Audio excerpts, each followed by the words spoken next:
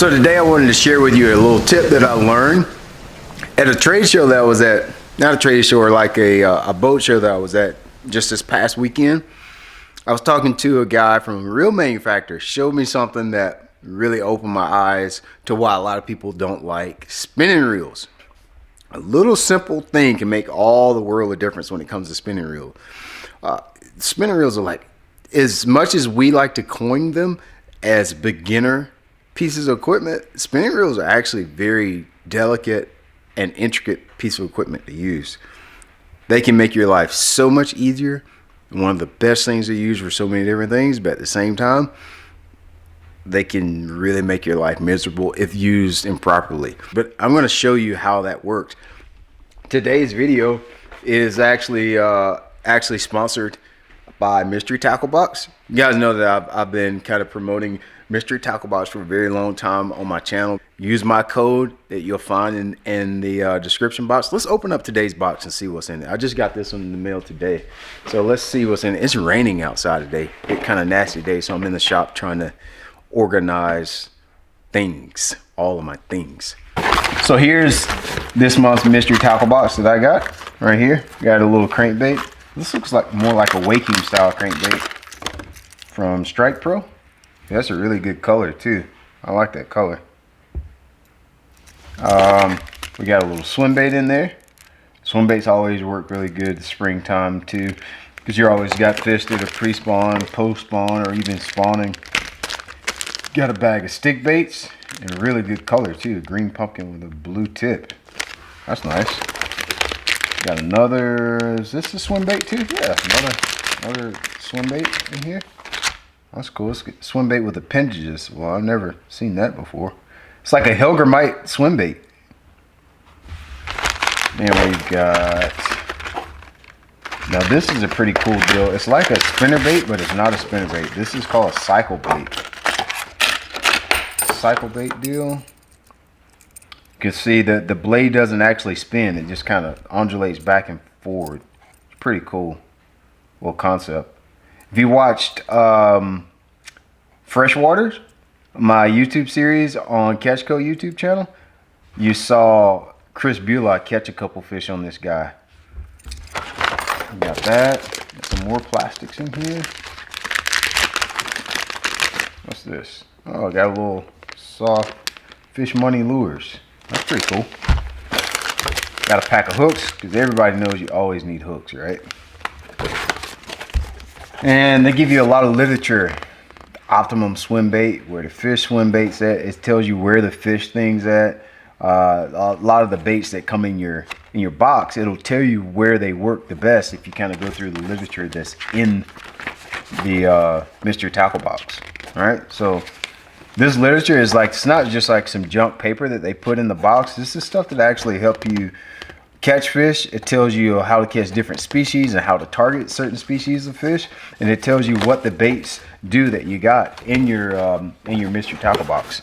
As well as, you want to be legal when you're out there. A lot of you guys like to keep your catch, and so this box also comes with a measuring board in here, so you can measure your catch and make sure you're legal, and you don't, the game warden doesn't send you to jail because you kept a crappie that was too small. So pretty cool. Spinning reels are really hard to use. That's why a lot of guys don't like them, but it takes too much pride to admit that you don't like a spinning reel, because you blow them up all the time. But a bait caster, the way the line comes off of it, it's actually easier to manage the line on a bait caster at times. So anyway, that's getting off in the weeds. You know how you do when you pick up a spinning reel? The first thing you do is like pick it up, click it over, flip the bail over, see how nice it engages, and you know, try to spin the reel handle, see how long it spins for. That's kind of how you, at least how I pick up a spinning reel and test how good it is, right? So I did that, and the guy actually taught me something that I never knew that I felt like I should share it with you here on the channel. But I picked it up, and the reel, when I went to go click it over, it doesn't like flop over good. Like, you know, basically, here's my spinning reel here. I kind of click the bail over, and I go to like do like this, like engage the reel, and it's kind of hard to engage. He goes, yeah, I don't doubt that we'll probably get rid of all reels being able to engage with the handle in the next couple of years. He's like, yeah, we don't want it to be able to engage from the handle. I thought, well, that's pretty stupid, right? Like, why would you not want it to be able to engage with the handle, right? And he taught me something that I did not know.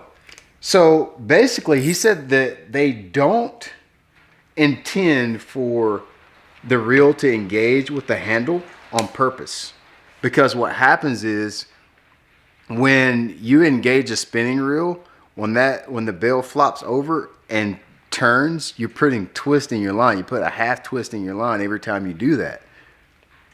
I didn't know that. And so I guess by default, I have been closing my spinning reels with my hand anyway. That's the way you're supposed to do it. You throw out there, you make a cast, bloop, close it over with your hand, and then start to reel it. That's the way you're supposed to use a spinning reel. I didn't know you were supposed to do that, and I use spinning reels a lot. Fortunately, I do that anyway, but I didn't know that was the way you're supposed to do it. Because every time you engage a spinning reel with your handle, you're putting a half a twist of a half turn of line twist in your line every time you do that. So if you've ever had a bird nest with a spinning reel, or you just don't enjoy spinning reels and you can't figure out what it is about it, but they're difficult to use, you always end up with a lot of line management issues. I'm big on line management. I'm very picky on line styles, line formulas, like line size when it comes to fishing. For me, line size and what type of line I use has everything to do with line management. Like how easy it is to cast, how well does it handle the bait and the size of bait that I'm throwing. That's for me far supersedes can I get a fish out of cover with the pound test.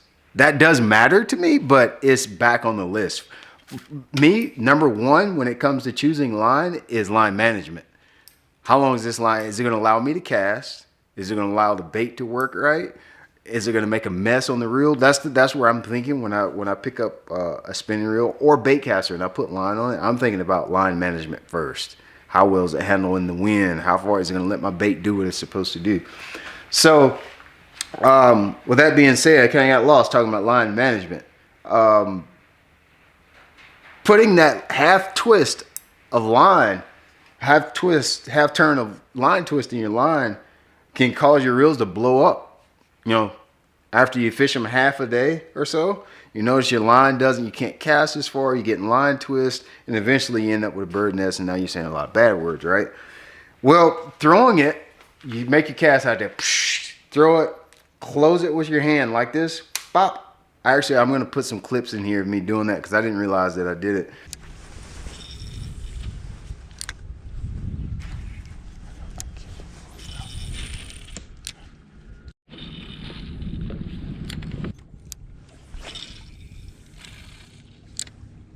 You want to close it with your hand. The reason that I always close it with my hand, I didn't realize that the reel put the line twist in the line. But the reason that I always did it with my hand, so I throw it out there, make my cast, and I close my reel with my hand like that. I always give the line just a little tug and reel it tight. Because also if you got a little loop, what'll happen when you go to make a cast, there's no tension on your line from the top. And you get a little loop on your spool. That also, if you get a loop in your spool on a spinning reel, you go to make the next cast, the line exiting the reel will grab that loop that you just made from the slack line, and it'll cost you a spooled line. And I know for lines, it's expensive, especially if you guys are using fluorocarbon, it's expensive, so you don't want to have to deal with that. But closing that spinning reel, throw it out there, pop, line tug, start to reel it. It's not a bait caster. With a bait caster, you can engage with your reel handle and be just fine. But when you're using these guys right here, if you don't like it, chances are you're probably having line management issues because you're getting line twists and or line loops that come from line twists of engaging it with your handle. So if you do that, I promise you'll have better line management. And you can put 15 or 20 pound test braid on a spinning reel and it'll last you. Keep in mind, I probably fish I don't get to fish as much as I used to. Still 150 days a year, probably 125, 150 days a year. And I usually spool up my spinning reel with braid once, unless I swap it out to fluorocarbon. I very rarely swap out braid because of wind knots and or that braid is finished. I can use it almost all year. So that comes from closing the bail with your hand, giving it a slight tug. After you practice that, it'll become second nature and you can do it on your own. Tip for the day. Hope you liked it. 104, thank you.